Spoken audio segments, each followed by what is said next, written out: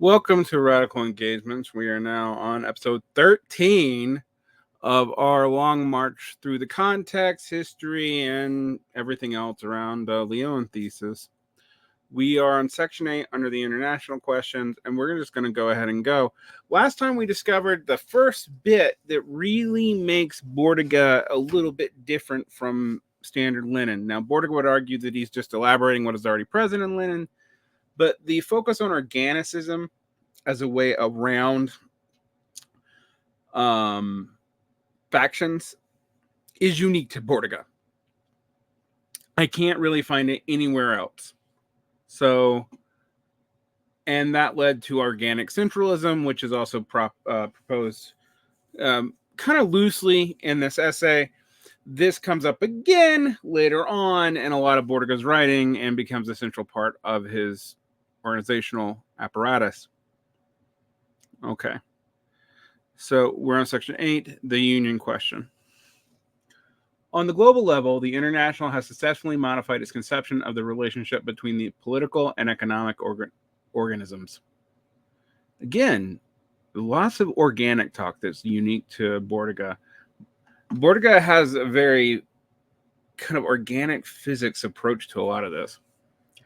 Herein lies a remarkable example of the method which, rather than having a particular actions derived from principles, prefers to improvise various new theories to justify actions chosen because of their apparent ease of execution and their likelihood of producing correct results. The International originally supported the admission of unions to the Communist International, then it formed a Red International Labor Union. It was held that, since the unions were the best point of contact with the masses, each Communist Party should struggle for trade union unity and therefore not create its own unions through scissions from unions led by yellows. Yellows here means yellow. Yellow card unionists is what we say in America. Nevertheless, on the international level, the Bureau of Amsterdam International was to be considered and treated as an organization of the proletarian masses, but as a counter-revolutionary political organ of the League of Nations. At a certain point, based on the considerations which were certainly very important, but limited mainly to the project for using left wing of the English Union movement, it was announced that the Red International Labor Union should be abandoned in order to effect an organic unity on the international scale with the Amsterdam Bureau. No amount of conjecture about changing circumstances can justify such a major policy shift, since the question of the relations between the international political organizations and the trade union is one of principle, in so much as it boils down to the relations between the party and the class for revolutionary mobilization. Internal statutory guarantees weren't respected either, since this decision was presented to the relevant international organs of the fait accompli. The retention of Moscow against Amsterdam as a watchword hasn't prevented the struggle for trade union unity in each union, nor will it. It would, in fact, the liquidation of separatist tendencies in the unions, German and Italy, has only made possible by addressing the separatist arguments that the proletariat was being prevented from freeing itself from the influence of the Amsterdam International. On the other hand, the apparent enthusiasm which our party in France adhered to the propositions of the World Trade Union unity didn't prevent it from demonstrating an absolute incapacity to deal de facto with the problem of trade union unity at the national level in a non-scissionist way. The utility of the United Front tactic on the world basis isn't, however, ruled out, even with the union organizations that belong to the Amsterdam International. The left wing of the Italian Party has always supported and struggled for proletarian unity in the trade unions, and this serves to distinguish it profoundly from syndicalists and the voluntarist pseudo-left, which were fought by Lenin. And I think he means here like Gorda and Panikkuk and people like that. Furthermore, the left in Italy has a thoroughly Leninist conception of the problem of relations between the trade unions and the factory councils. On the basis of the Russian experience and of the relevant thesis of the Second Congress, the left rejects the serious deviation from principle, which consists of depriving the trade unions, based on voluntary membership, of any revolutionary importance in order to substitute the utopian and reactionary concept of a constitutional apparatus with obligatory membership, which extends organically over the entire area of a system of capitalist production. In practice, this era is expressed in the overestimation of the role of the factory councils to the extent that it effectively boycotting the trade unions. So we can see a problem developing here. Also, Bordiga is noting flip-flops on strategy that really don't make a lot of sense to him. And frankly, don't make a lot of sense to me either. But I would really need to dig into the history of the Comintern's relationship to the Amsterdam International more. That's not a point of history that I'm actually super fluent on. Right, the agrarian question. The agrarian question has been defined by Lenin's thesis at the Second Congress of the International. The main aim of these theses was to restore the problem of agricultural production to its historic place in the Marxist system and show that an epoch where the premises for socialization had already matured in an industrial economy.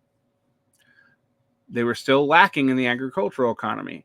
Far from delaying the proletarian revolution, which alone will create these premises, the state of affairs renders the problem of poor peasants insoluble with the framework of the industrial economy and bourgeois power.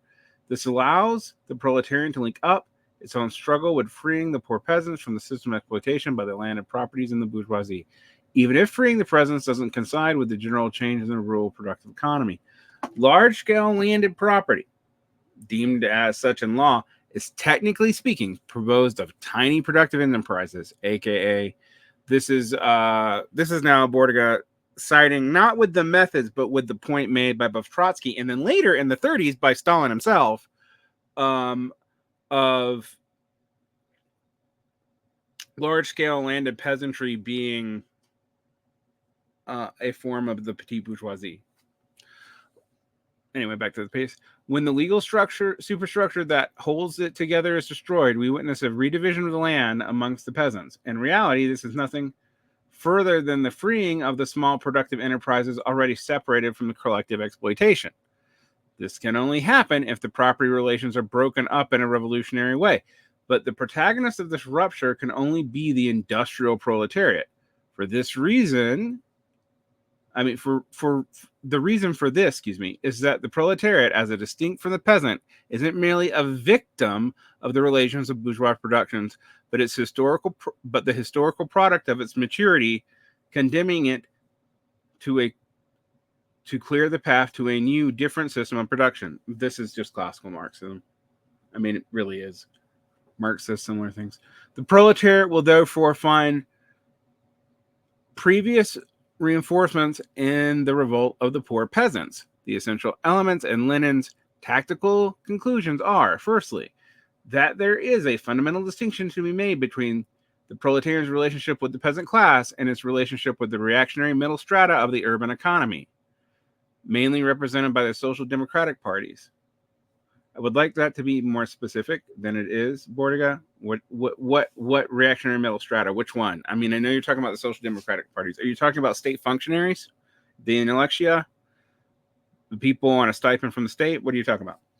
And secondly, there is the definitive principle of the preeminence and hegemony of the working class as the leader of the revolution. The peasant, therefore, appears at this moment of the conquested power as the revolutionary factor. But if during the revolution his ideology is modified as regards to the old forms of authority and legality, it doesn't change much with the regard to the relations of production, which remain the traditional ones of an isolated family farms and mutual competition with one another.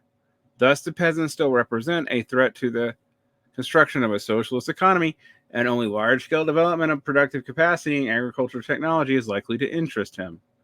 On a technical and organizational plane, the landless agricultural proletariat, day laborers, must be considered, in Lenin's view, the same as the rest of the proletariat, and be incorporated into the same framework, policy of the proletarian alliance with the poor peasants. Working alone on their plots of land on whatever level of sufficiency becomes a polity of mere neutralization with regard to the middle peasant, who is characterized as being both a victim of certain capitalist relations and an exploiter of labor. That makes sense. Finally, there is the wealthy peasant, who is generally an exploiter of labor and a direct enemy of the revolution, aka the Gulag. Although that category gets really messed up in Russia, but this is where it's coming from. And I just pointed out that Trotsky basically also believed this.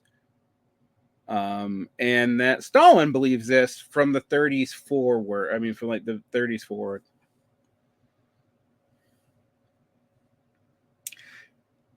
The place where this was most contested is going back and forth in China, but that's a different. That history is a little bit. I don't want to get bogged down in that today. In the field of agrarian tactics, the International must avoid the mistaken application already discernible, for instance, in the policies of the French Party, which draw on the idea of a new type of peasant revolution to be considered on the same level as a workers' revolution. They were talking about that in France. Okay, I need to go.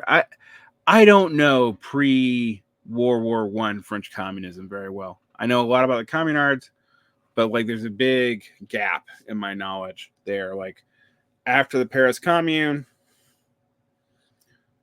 then starting around 1920, I don't know much about what what communist positions were in France. And I know I need to learn that because it's crucial to even understanding some of Marx's positions. Anyway, are the belief that the revolutionary workers movement of the workers may be determined by an insurrection in the countryside, while in fact the actual relationship is the other way around. The peasant, once won over to communist program and therefore accessible to political organization, should become a member of the Communist Party. This is the only way to combat the rise of parties composed solely of peasants, inevitably prey to counter-revolutionary influence. The Christenturn, the Peasants' International, must incorporate the peasant organizations of all countries characterized, like workers' trade unions, by the fact of accepting as members all those who have the same immediate economic interest.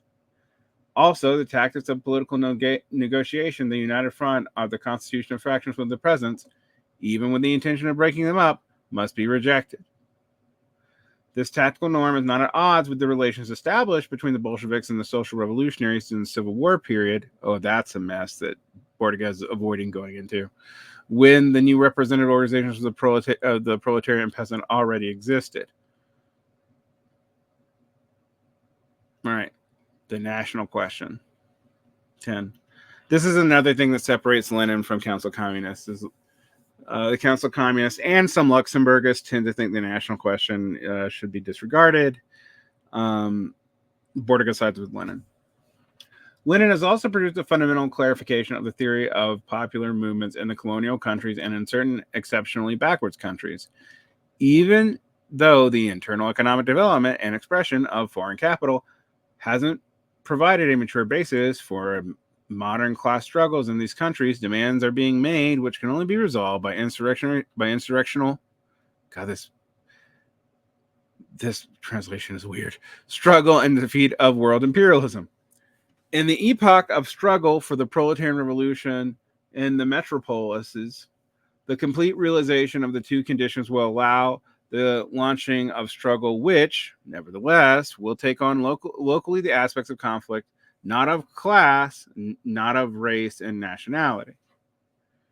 The fundamental tenets to Leninist conception, nevertheless, still remain that the world struggle will be directed by organs of the revolutionary proletariat, and that the indigenous class struggle and the independent development of local communist parties must be encouraged, never held back or stifled.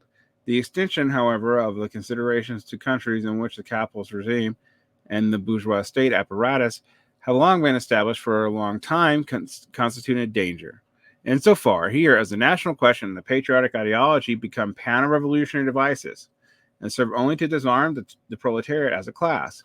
Such deviations appear, for example, in concessions made by Radek with regard to the German nationalists fighting against inter-Allied occupations. Yeah, Radek's normally considered the left wing of the Bolsheviks, but Radek accidentally praised a bunch of people who would become part of the conservative revolutionary national Bolshevik movement and who killed communists. Yeah, it wasn't a great look. And that was a big deal in the 20s. And Bordiga's calling out here that, like, this is a mistake that's happened before. It's happened with Radek. It shouldn't have happened.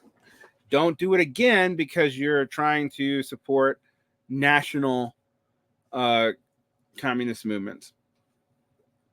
The International must also call for the stamping out in Czechoslovakia of any nationalist and dualist reaction within the proletarian organization, since the two races are of the same historical level and their common economic environment is completely involved. That's the Slovene and Czech tensions. thus to alleviate the struggle of national minorities per se to the level of the matter of principle that is therefore to distort the communist conception, since altogether different criteria are required to discern whether such struggles offer revolutionary possibilities or reactionary developments. The Russian question. Uh-oh. This is a big one, but we're gonna keep going.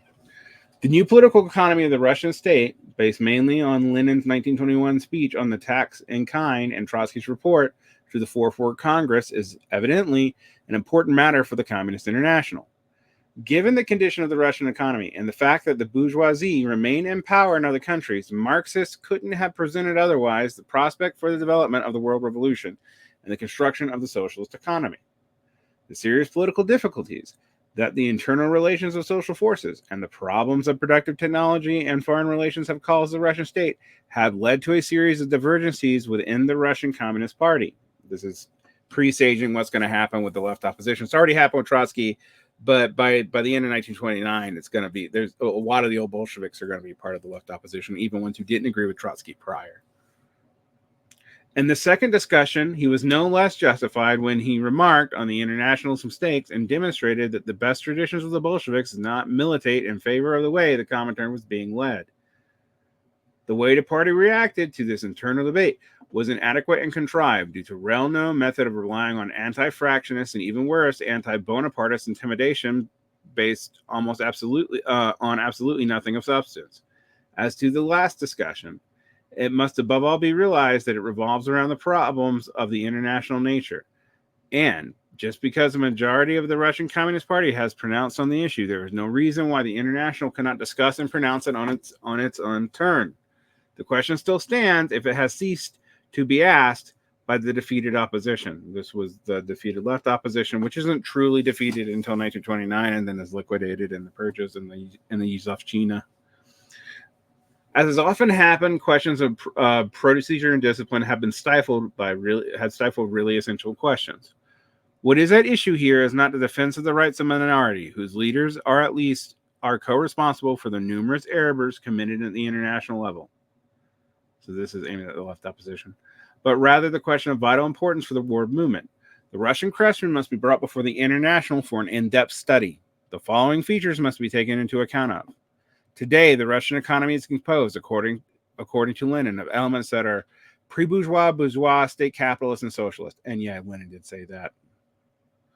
State-controlled large-scale industry is socialist insofar that its production is organized by and in the hands of politically proletarian state.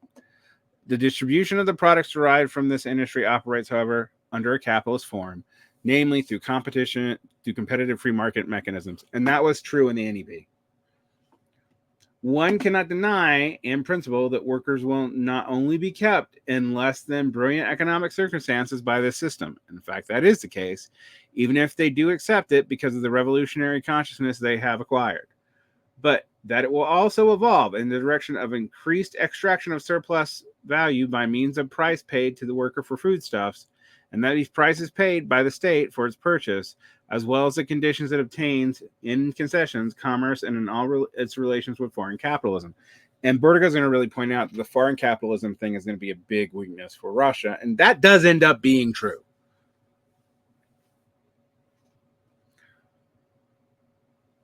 It is therefore necessary to ask whether the socialist elements in the Russian economy are increasing or decreasing, a problem which also means taking into account the degrees of technical efficiency and how well the state industries are organized. The building of full socialism extended to production and distribution to industry and agriculture is impossible in just one country. But the progressive development of the socialist elements in the Russian economy can nevertheless be achieved by thwarting the plans of the counter-revolutionaries, supported inside Russia by the rich peasants, the new bourgeoisie, and the petty bourgeoisie, and outside the country by imperialist powers. Whether such counter-revolutionary plotting takes the form of internal or external aggression, or progressive sabotage, or influencing of the Russian social and state life, as such to force the progressive involution and deproletarization of its main features, it is a fundamental condition for the success of all parties belonging to the International to collaborate with each other and to be able to make their contribution. Yeah. Bordiga is basically saying, like, look, we know there's issues in Russia. You know there's issues in Russia. You've talked about the issues. Lenin published them. I'm basing myself on what Lenin said. And you really, really need to let this be discussed with the entire Comintern openly and without bossing everyone around so that they can give you open and honest responses. Above all, it is a matter of assuring the Russian proletariat and the Russian Communist Party of active support of the proletarian vanguard, especially in the imperialist countries. Not only must aggression be prevented and pressure is exerted against the bourgeois states in regards to their relations with Russia, but most importantly of all, the Russian party needs to be helped by its brother parties to resolve its problems. Yeah, don't just hide it from us. Whilst these other parties, it is true, do not possess direct experience of governmental problems, nonetheless, they can help resolve them by acting as a classist and revolutionary coefficient. Classist, I think here means class element, like a working class supported, with the experience derived directly from real class struggles making place in their respective countries. As we have shown, the internal relationship of the international do not lead themselves to this task. Urgent changes, therefore, need to be made in order to redress the problems in the realm of politics and in tactical and organizational spheres that have been exacerbated by Bolshevization. So we finish the international questions. We see the emergence of organicism and organic centralism as something that separates Bordiga out, even from other left communists. And on this, we also see Bordiga generally saying that the Russian experience does not need to subjugate all the Comintern to it, even though all the Comintern must support the Russian experience so a revolution can be maintained there, but spread throughout Europe and eventually the world. And he is worried that this is being undermined by the Comintern flip-flopping on everything. I don't know, man. There's some good points made here. We will start the Italian questions on the next recording and keep this from being too long.